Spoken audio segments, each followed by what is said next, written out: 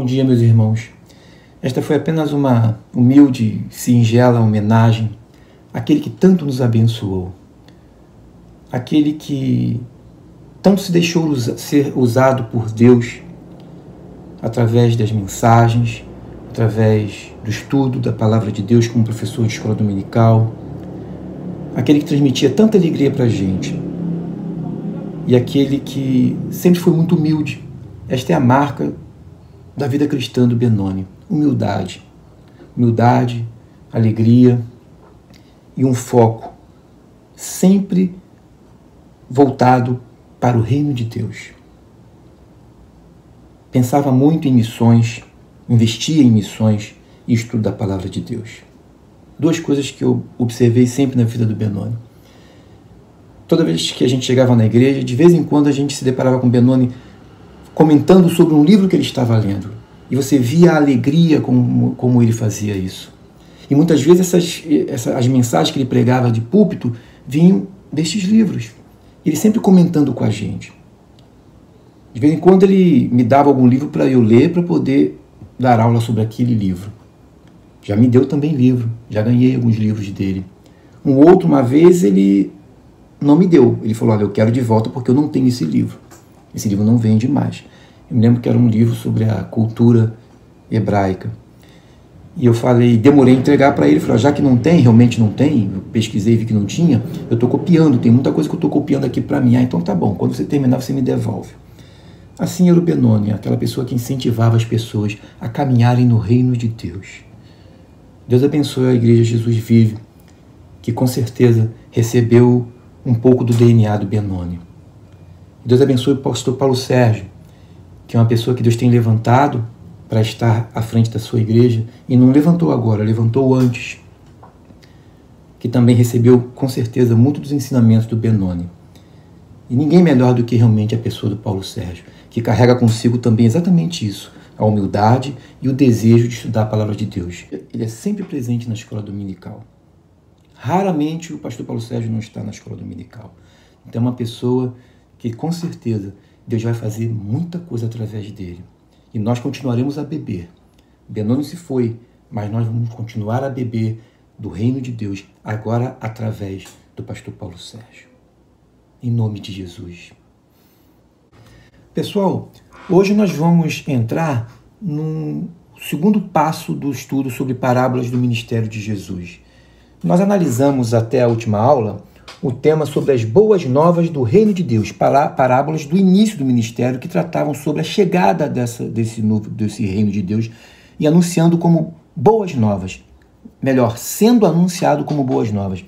E hoje a gente vai estar tratando sobre os filhos do reino de Deus, que é a segunda parte, porque já estamos chegando no final do ministério de Jesus. E Jesus, então, está trazendo como ensinamento para os discípulos e para a multidão parábolas que têm a ver com este tema. E para isso a gente vai ver duas situações. Primeira, as condições do discipulado. São 3 parábolas relacionadas a este tema, que é a parábola da casa vazia, a parábola da torre inacabada e a parábola da guerra precipitada pelo rei. Logo em seguida, a gente vai ver as marcas do discipulado, que é a humildade. 2 parábolas dos principais assentos e depois do fariseu e do cobrador de impostos, no caso fariseu e publicano. Ok? Vamos à leitura do texto. Diz assim em Mateus 12, a partir do capítulo 43 até o 45. Quando um espírito imundo sai de um homem, passa por lugares áridos procurando descanso e não encontra. E diz: voltarei para a casa de onde saí. Chegando, encontra a casa desocupada, varrida e em ordem. Então vai e traz consigo outros 7 espíritos, piores do que ele, e entrando passam a viver ali. E o estado final daquele homem encontra-se pior do que o primeiro. Assim acontecerá a esta geração perversa. Vamos pegar do final a expressão que diz esta geração má ou esta geração perversa. Tem um significado aqui. A gente deve entender Israel como um todo, idêntico de um homem de quem sai um espírito mau, sem que a bondade tomasse o seu lugar. O que significa isso? Jesus está apontando para um momento histórico de Israel. é uma realidade, inclusive sobre a vida de Israel.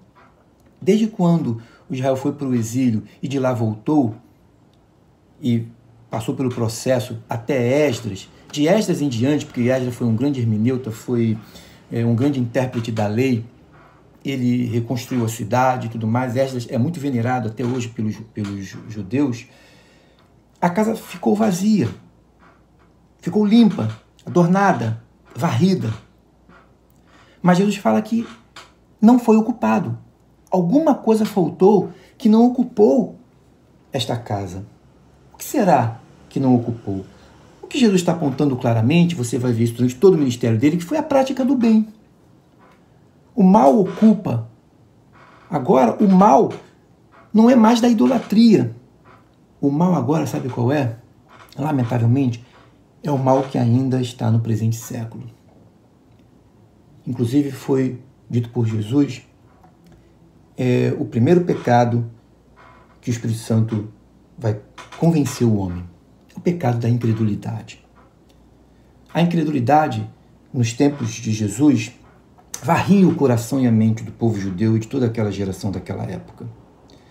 Só que a incredulidade ela só vem num crescente. Ela não parou. No Antigo Testamento, o grande pecado do povo de Israel, do povo de Deus, era a idolatria. Agora, a partir do Novo, a gente vê claramente que o pecado é a incredulidade.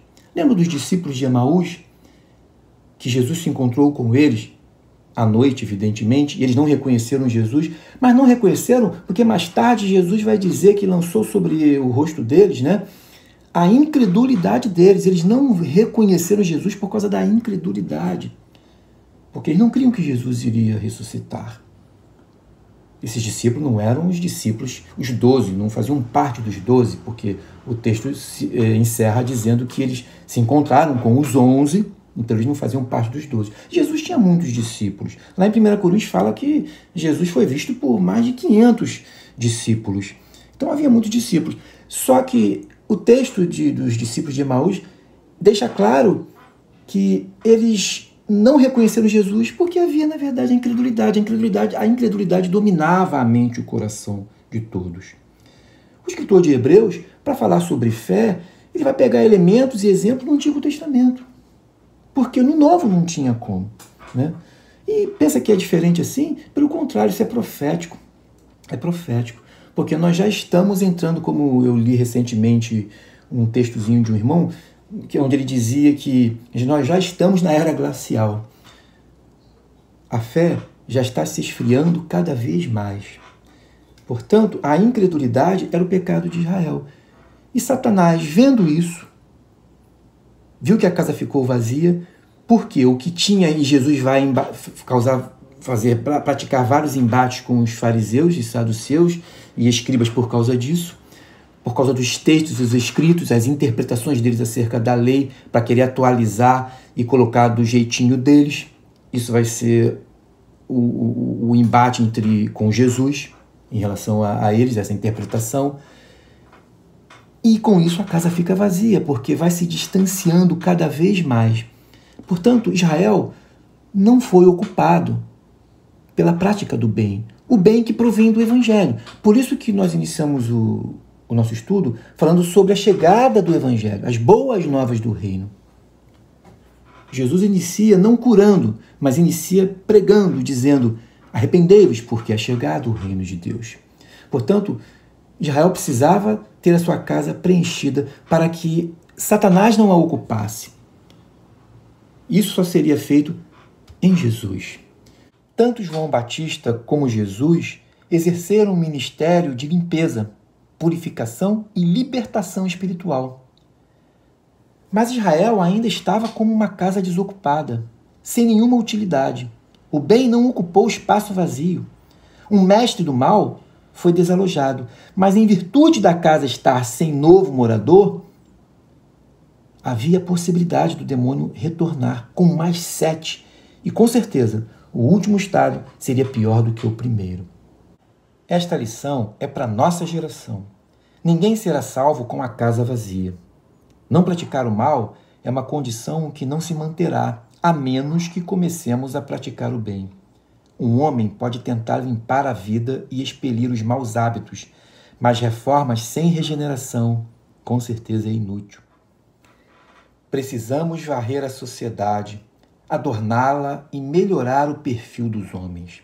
Mas se não admitirem novo mestre em sua vida, a reforma apenas preparará o caminho para uma desolação ainda pior. Ser bom e fazer coisas boas somente trará resultados quando isso for inspirado por Jesus, que é a fonte de toda bondade. Prosseguindo aqui, vamos dar continuidade sobre este tema, as condições do discipulado. A primeira condição do discipulado é a parábola da casa vazia, ou seja, alimente o seu espírito com fé, enche o seu espírito de fé. A incredulidade era o problema e ainda é o problema da geração atual. Alimentar o nosso espírito com fé, vindo da onde? De experiências? Também. Grandes experiências com Deus, mas sobretudo da palavra de Deus. A palavra de Deus é o grande combustível para a nossa fé. Era este o problema em Israel. A crítica que Jesus fez para os fariseus, que os intérpretes daquela época interpretavam a lei para se encaixarem dentro daquilo que eles queriam como mudança para a lei, que muitas vezes era dura. Lembra? Ouviste o que foi dito, eu porém vos digo. O ouviste o que foi dito, na verdade, não é que Jesus estava mudando a lei, mas a interpretação que eles davam para a lei. Estas interpretações tinham que se encaixar nas mudanças que eles precisavam fazer, se encaixar na sua necessidade. Pedro vai falar isso claramente, que a palavra de Deus não é de particular interpretação. Não existe isso, cada um interpreta a palavra de Deus. Não, ela tem uma interpretação vinda do Espírito. Portanto, se encha disso, se alimente disso. A segunda coisa que a gente vai ver, duas parábolas que a gente vai ver, agora é a torre inacabada e a guerra precipitada pelo rei. É a nova condição do discípulo. Você verá que condição é essa. Vamos ler? Vamos ler aqui em Lucas, capítulo 14, a partir do verso 25 até o 33.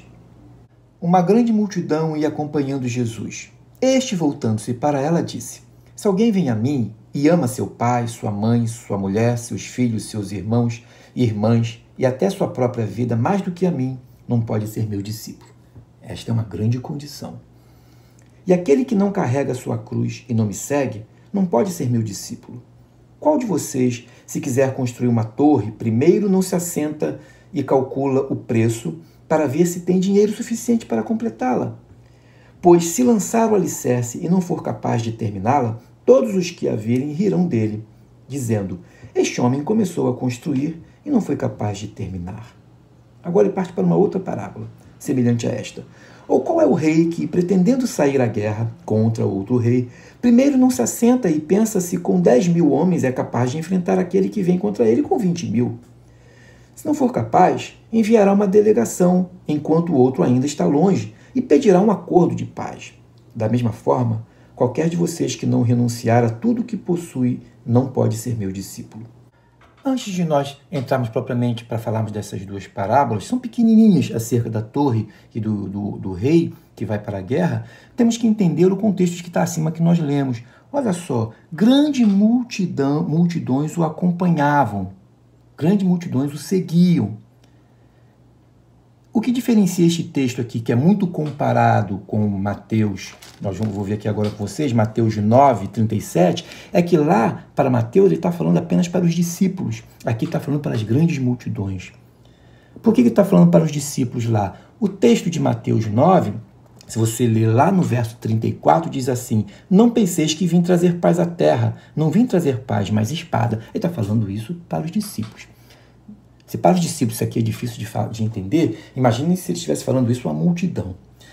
Então, logo no verso 37, se assemelha ao que ele diz aqui em Lucas, capítulo 14. Olha só, quem ama seu pai ou sua mãe mais do que a mim, não é digno de mim. Quem ama seu filho ou sua filha mais do que a mim, também não é digno de mim. E quem não toma a sua cruz e vem após mim, não é digno de mim. Então completa: quem acha a sua vida, perdê-la-á, e quem todavia perde a sua vida por minha causa, achá-la-á. Esse pensamento vai ser redigido por Lucas, lá no capítulo 9, agora você vai para Lucas capítulo 9, verso 23, onde diz assim: dizia ele a todos, se alguém quer vir após mim, a si mesmo se negue, dia a dia. Lucas é o único que enfatiza a questão diária, dizendo que a negativa ou a negação em relação ao mundo é diário. É uma conduta, é um comportamento diário. Olha o que ele diz aqui.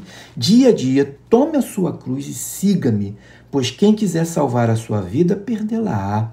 Quem perder a vida por minha causa, esse a salvará. Então, o que significa, então, tomar a sua cruz e segui-lo? É comum a gente ouvir até crentes falarem, está difícil de carregar esta cruz.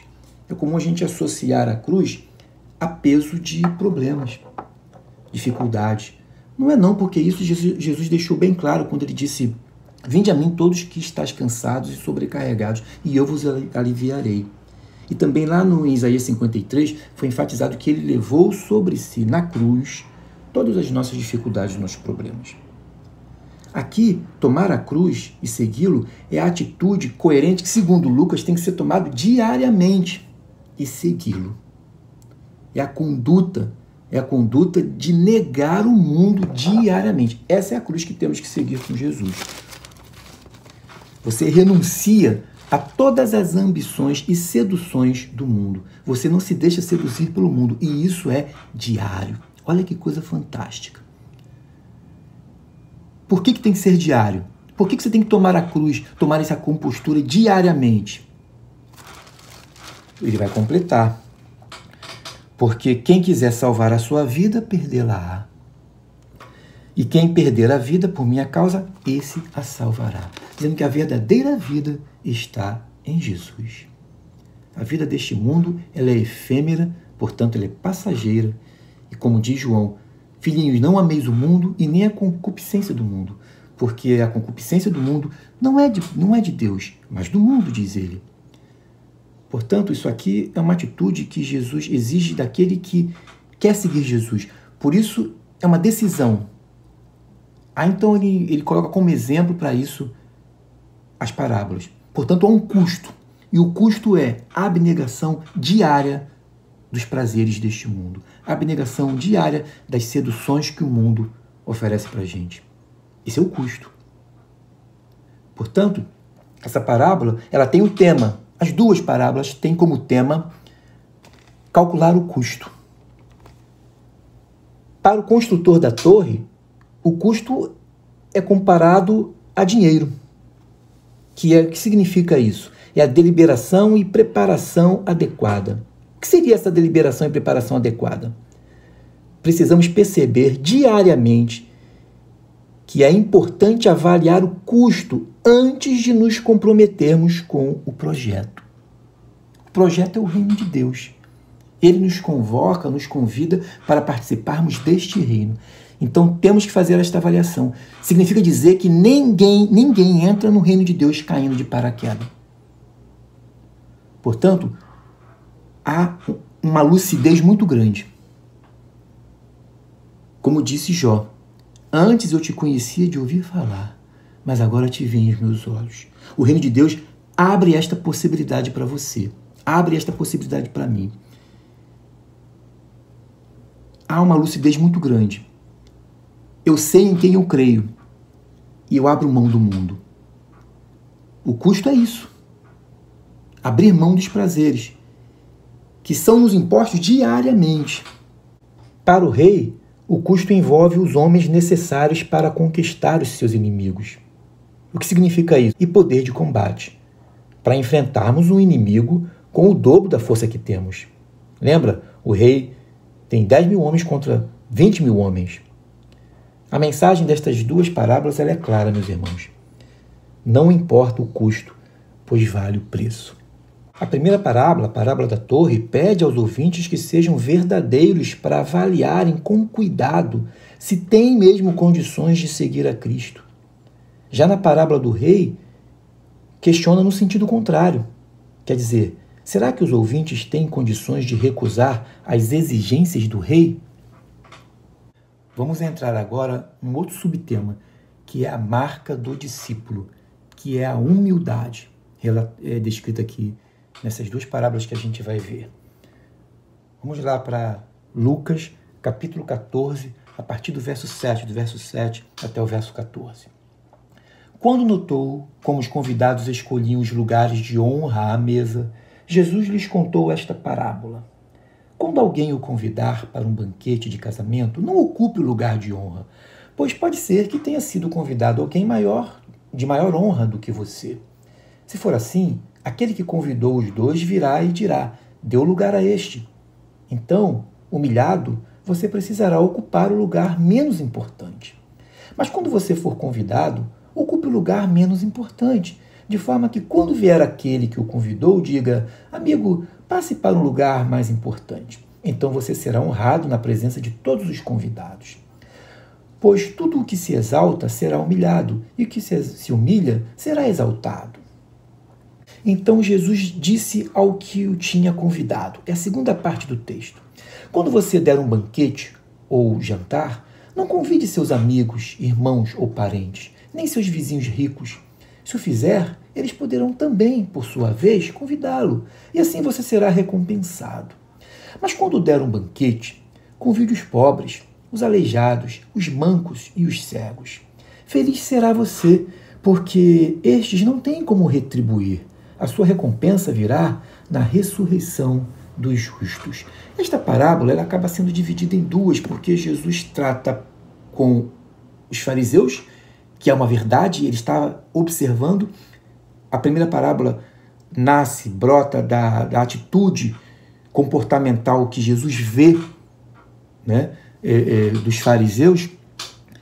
E a segunda, ele chama o dono da casa, do jantar, do banquete, e manda uma letra verdadeira e forte para ele. Mas antes da gente poder ver sobre isso, eu quero que você entenda o contexto da parábola. Estamos no capítulo 14 de Lucas. O capítulo 14 ele tem 6 parábolas. Por que a gente não está tratando de todas aqui e somente 2? Porque nós já falamos, pelo contrário, 3.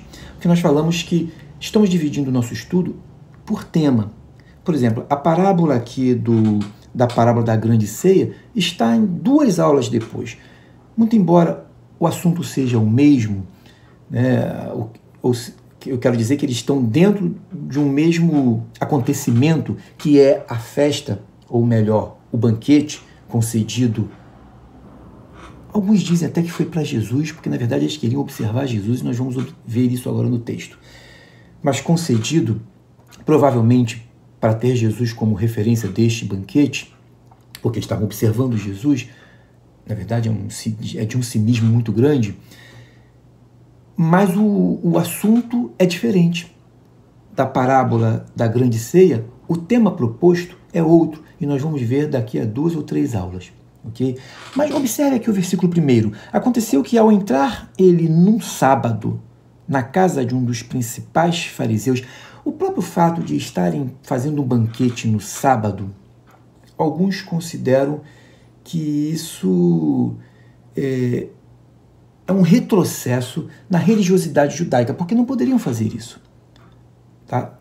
Se fosse seguir a lei mosaica, onde o sábado é preservado, conservado, você não pode fazer absolutamente nada, muito menos um banquete não poderia fazer. Você vê que isso aqui já é realmente uma mudança que já havia no tempo de Jesus. O fato deles estarem se reunindo para fazer um banquete no sábado, que não era propriamente permitido. Entrar num sábado na casa de um dos principais fariseus para comer pão. Olha só o que diz o verso. Eis que o estavam observando.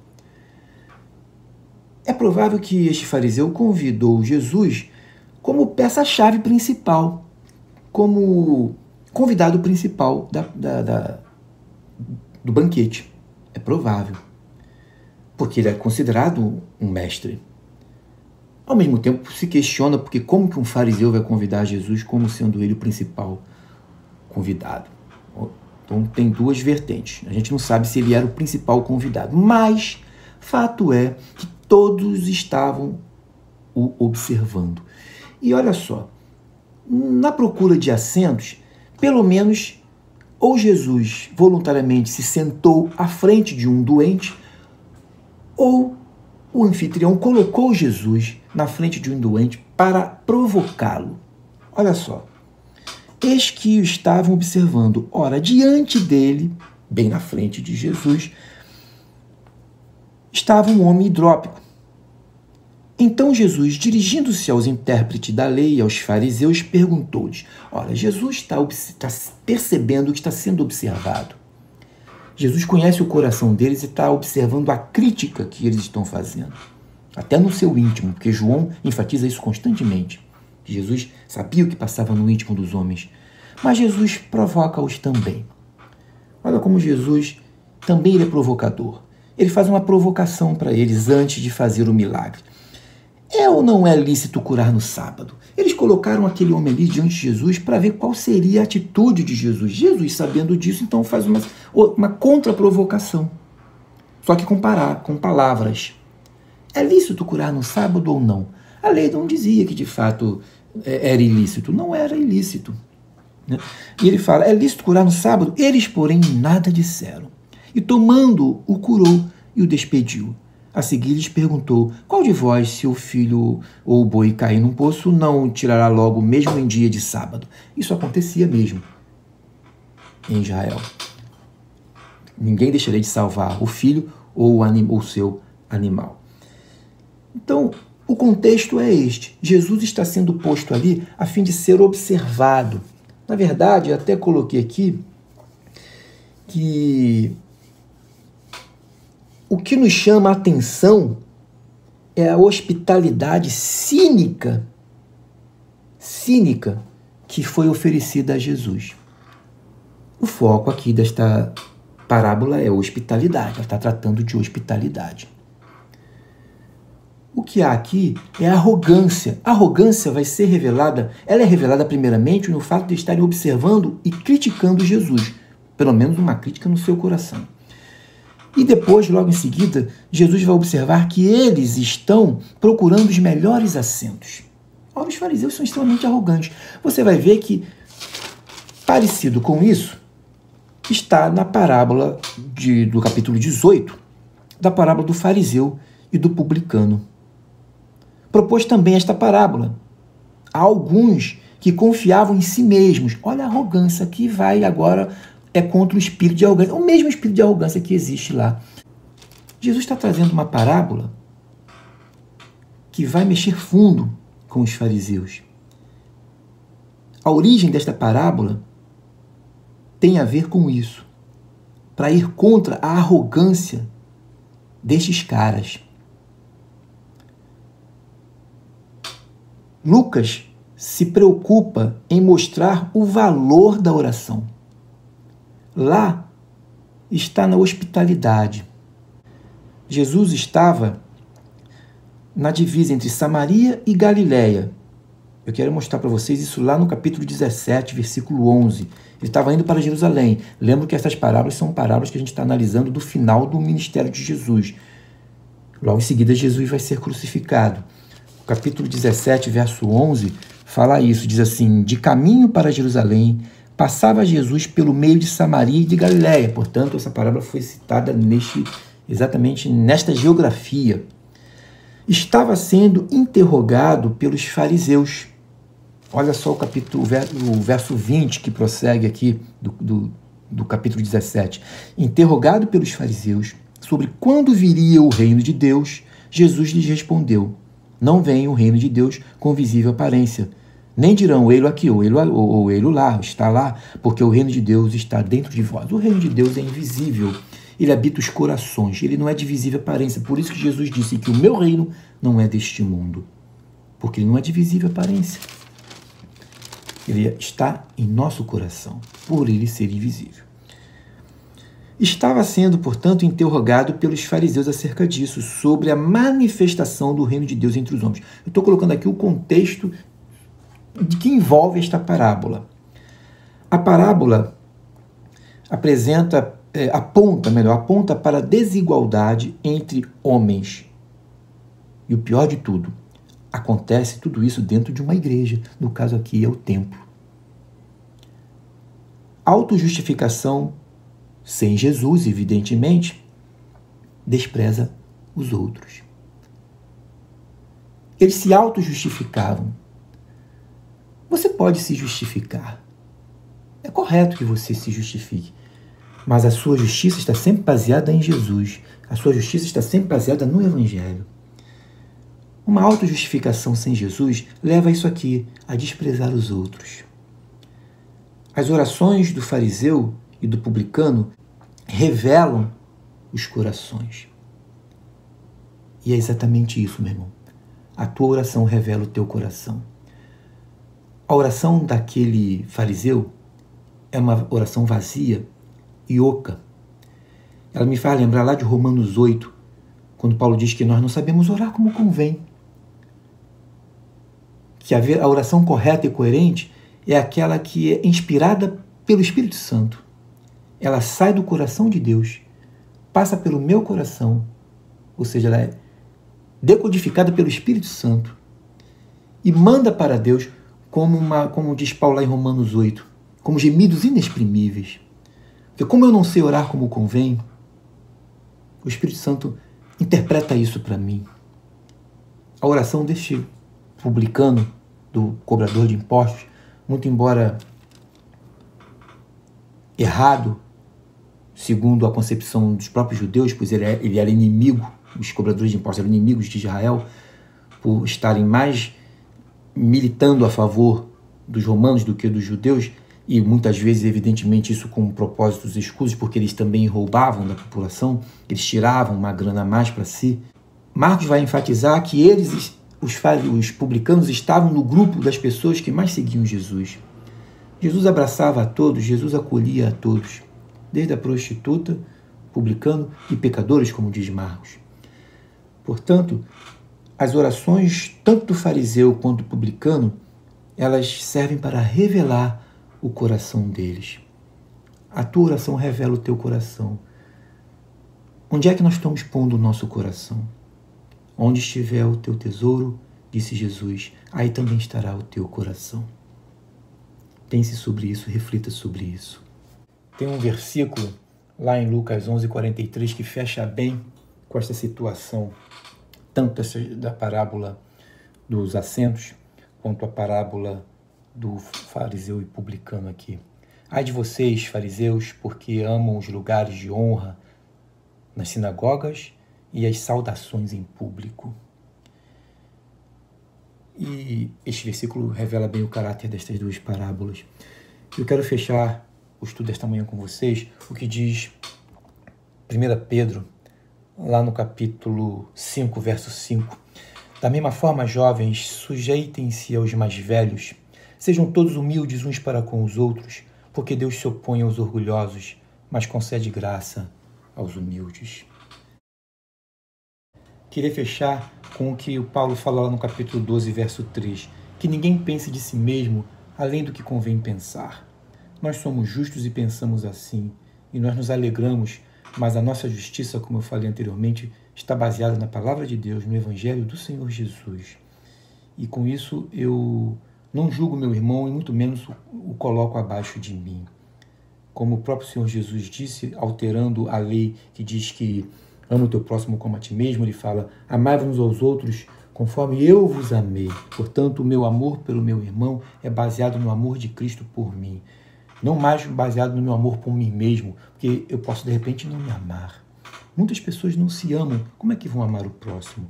Mas uma vez encontrando o amor de Cristo, que é maior e superior, ele vai amar.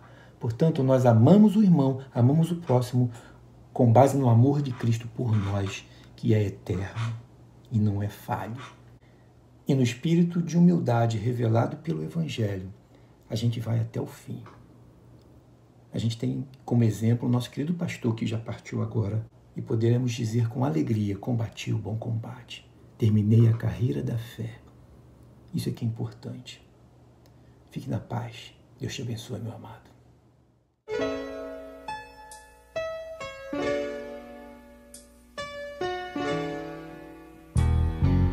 Meu Pai,